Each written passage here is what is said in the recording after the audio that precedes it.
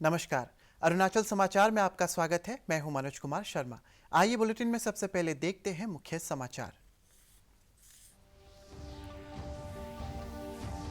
प्रधानमंत्री नरेंद्र मोदी ने कहा कि भारत पड़ोसी देशों को वरीयता देने के सिद्धांत के तहत श्रीलंका के साथ अपने संबंधों को देता है सबसे अधिक प्राथमिकता।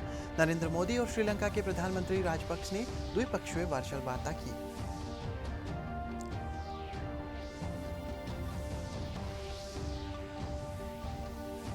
शिलोंग में तेज बारिश से आम जनजीवन प्रभावित। भूस्खलन से जान माल का हुआ हानि।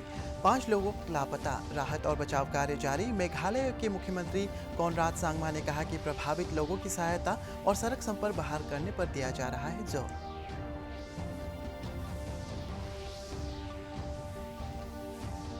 राष्ट्रीय पोषण माह के तहत कुपोषण की समस्या के निदान के लिए राज्य भर में चलाए जा रहे हैं जागरूकता कार्यक्रम।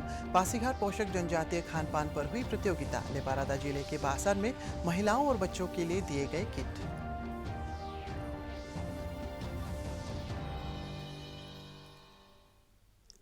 प्रधानमंत्री नरेंद्र मोदी और श्रीलंका के प्रधानमंत्री राजपक्ष ने आज द्विपक्षीय वर्चुअल वार्ता की।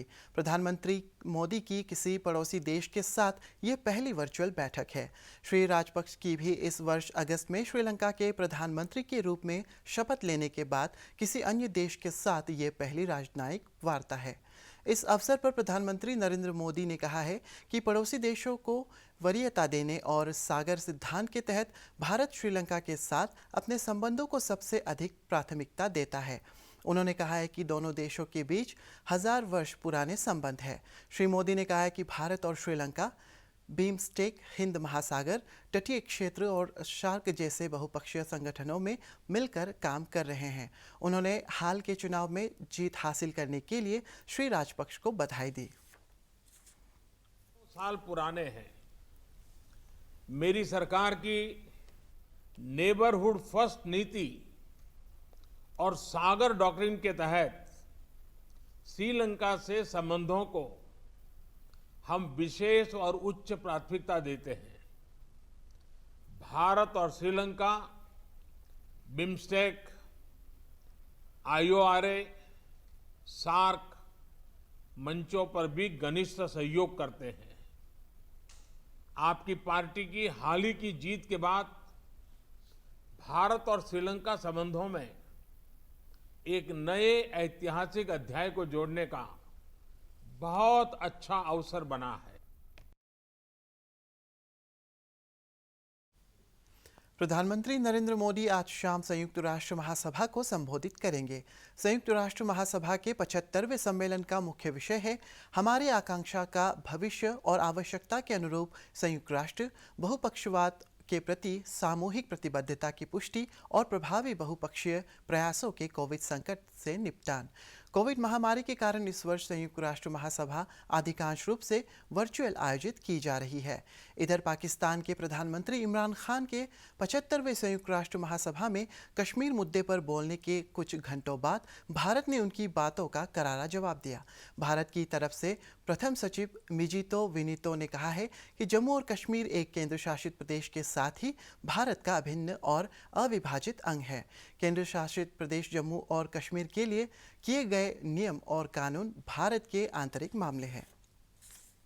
Words used today at this great assembly by the leader of Pakistan demean the very essence of the United Nations. For a nation that is deeply buried in medievalism, it is understandable that the tenets of a modern civilized society, such as peace, dialogue, and diplomacy, are far-fetched. Allow me, Mr. President, to jog their minds a little about the stellar record of Pakistan. This is the country that brought genocide to South Asia 39 years back when it killed its own people. This is also the country that is shameless enough not to offer a sincere apology for the horrors it perpetrated even after so many years. This is the same country that provides pensions for dreaded and listed terrorists out of state funds. This is the same country that has the dubious distinction of hosting the largest number of terrorists proscribed by the United Nations. This is the country that has systematically cleansed its minorities, including Hindus, Christians, Sikhs, and others, through the abuse of its blasphemy laws and through forced religious conversions. Meghalaya के शिलोंग में कल तेज बारिश से हुए भीषण भूस्खलन में 5 लोग मलबे में दब गए। भूस्खलन से कई मकानों को भी नुकसान पहुंचा है। पुलिस के अनुसार भूस्खलन के बाद 5 लोग लापता हो गए। ये सभी लोग भूस्खलन में ध्वस्त हुए घरों में रह रहे थे। भूस्खलन से बह गए दो लोग किसी तरह नज़दीक के नाले से जान बचाकर निकलने में सफल रहे। अग्निशमन और आपात सेवाओं, राज्य आपदा मोचन बल, मेघालय पुलिस और स्थानीय लोगों की मदद से राहत और बचाव कार्य जारी है। इस बीच पश्चिमी खासी पर्वतीय जिले में तेज बारिश के कारण बाढ़ में 2 लोग मारे गए। एक व्यक्ति लापता है जबकि 2 अन्य घायल है। बाढ़ और भूस्खलन से जिले में यातायात बाधित हो गया है। मेघालय के मुख्यमंत्री कॉनराड सांगमा ने कहा है कि प्रशासन स्थिति से निपटने में लगा हुआ है और प्रभावित लोगों की सहायता के अलावा जल्द ही सड़क संपर्क बहाल कर दिया जाएगा। We have seen that a lot of roads have been affected and a lot of bridges have been affected, and yes, there have been loss of lives also. It is of course it's something sad when even a single life is lost, but of course this is in a way a situation where because of heavy rainfall and fury of nature, I should say, and continuous rainfall, these incidents have happened. We will do our best to ensure that we restore these roads at the earliest, and so that people are not made to suffer, and so that we can resolve these issues where the roads have been damaged or blocked or bridges have been taken away. So we'll do our best to restore them again. Arunachal Pradesh में शुक्रवार को Covid के 253 नए मामले दर्ज किए गए हैं और 159 व्यक्ति स्वस्थ हुए हैं। कल आए नए मामलों में सबसे अधिक ईटानगर राजधानी क्षेत्र से 116, वेस्ट कामेंग से 37, चांगलांग से 22, पापुमपारे जिले से 13, लोअर सुबनसिरी से 11, ईस्ट सियांग, अपर सुबनसिरी, नामसाई और कुरुंग से 6-6, अपर सियांग और लोहित जिले से 5-5 मामले दर्ज किए गए हैं, जबकि वेस्ट सियांग और लेपारादा जिले से 4-4, तिरप और तवांग जिले से 3-3, लोअर सियांग और लोअर दिबांग वैली जिले से 2-2, पाके केसांग और ईस्ट कामेंग जिले से 1-1 नया मामला सामने आया है। इधर तोमो रिबा स्वास्थ्य और चिकित्सा विज्ञान संस्थान के निदेशक मोजी जीनी और वेस्ट कामेंग जिला चिकित्सा अधिकारी डॉक्टर दोंगू वांगे ने राज्य के लोगों से कोरोना के बढ़ते मामलों के मद्देनज़र लोगों से विशेष सावधानी बरतने, मास्क लगाने और सैनिटाइजेशन के नियमों का पालन करने की अपील की है।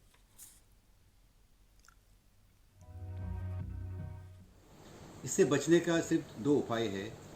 एक तो बिल्कुल ये वायरस से बच के रहना है, ताकि वायरस आपके सामने बिल्कुल ना आए। तो इसका तरीका है कि आप बाहर ना निकले, इन्फेक्टेड आदमी से ना मिले, मास्क अच्छे से पहने, हाथ का हाइजीन रखें, सैनिटाइज़र या आपका साबुन से धोते रहे, साफ रखें, और आप फिजिकल डिस्टेंसिंग को माने। वेस्ट कामेंग डिस्ट्रिक्ट में हम लोगों का 42 एक्टिव केसेस है जी, और ये फॉर लास्ट 1-2 वीक से 30-40 के बीच में रह रहा है, उससे ज़्यादा बढ़ भी नहीं रहा है और उसी का अंदर में सीमित है जी। और मोस्ट ऑफ द केसेस को अपना अपना जैसे आपका बालुपुंग में मैनेज कर रहा है, ज़्यादातर रूपा दिरांग अपना दिरांग में करके ऐसे करके मैनेज कर रहा है। और बुमला DCHCC में हमारा 13 केसेस है, तो इसी तरह से अभी वेल कंट्रोल्ड है, चल रहा है।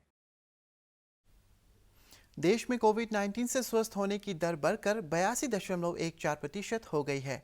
पिछले 24 घंटों के दौरान 93,000 से अधिक कोविड रोगी स्वस्थ हुए हैं।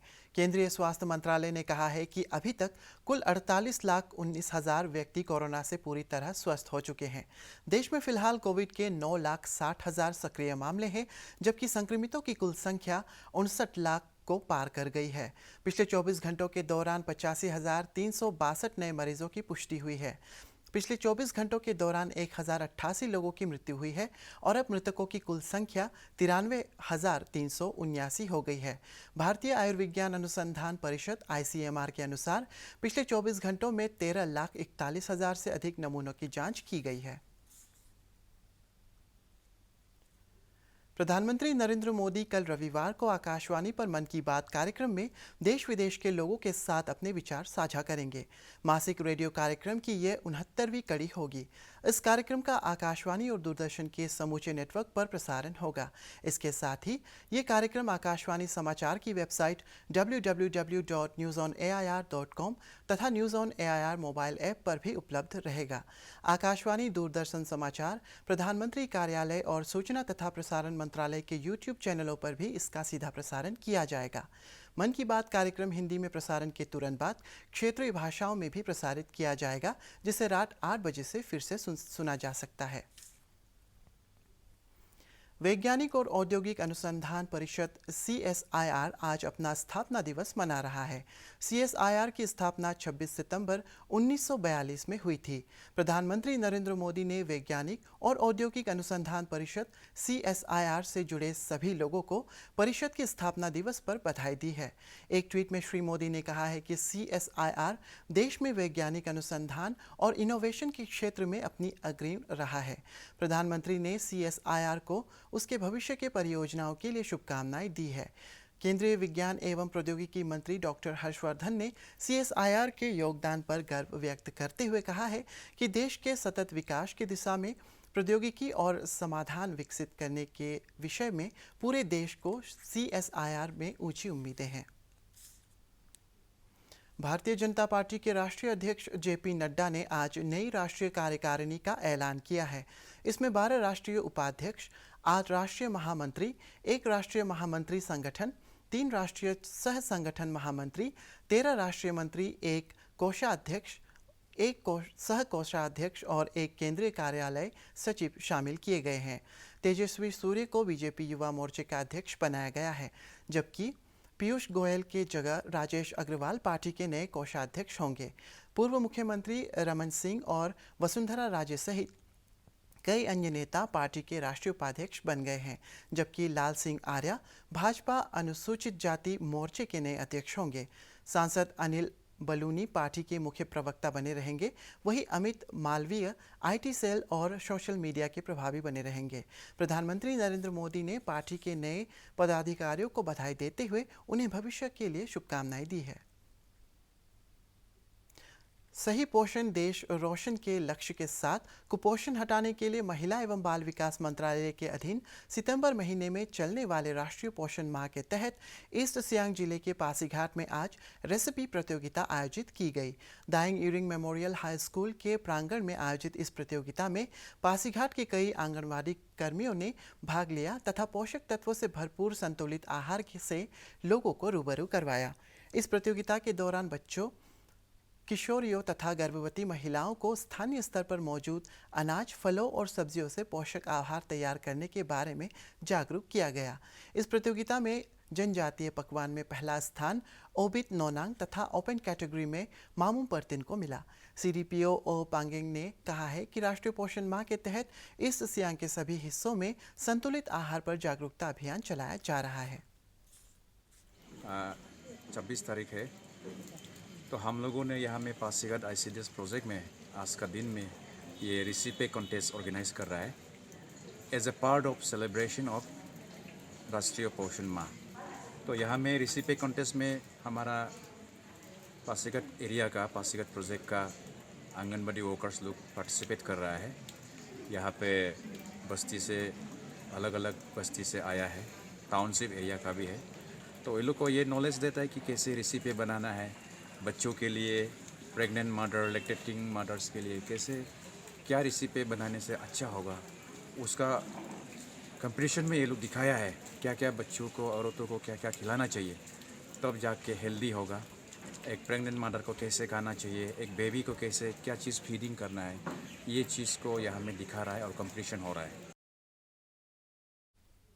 लेपारादा जिले के बासार में राष्ट्रीय पोषण माह के तहत विशेष कार्यक्रम का आयोजन किया गया। इस अवसर पर बाम विलेज सहित गालू, सिबे, न्योदू और सीरू गांवों में कार्यक्रम आयोजित किए गए। बाम विलेज में ICDS परियोजना और ICAR सहित अन्य विभागों द्वारा संयुक्त रूप से कार्यक्रम आयोजित किया गया, जिसमें बड़ी संख्या में लोगों ने भाग लिया। बासार के CDPO मोली न्योदू ने बताया कि इस अवसर पर स्तनपान कराने वाली माताओं को बेबी किट और 25 महिलाओं को हॉर्लिक्स प्रदान किए गए। इस दौरान भारतीय कृषि अनुसंधान संगठन द्वारा 50 लाभार्थियों को पेड़ पौधे के बीज प्रदान किए गए।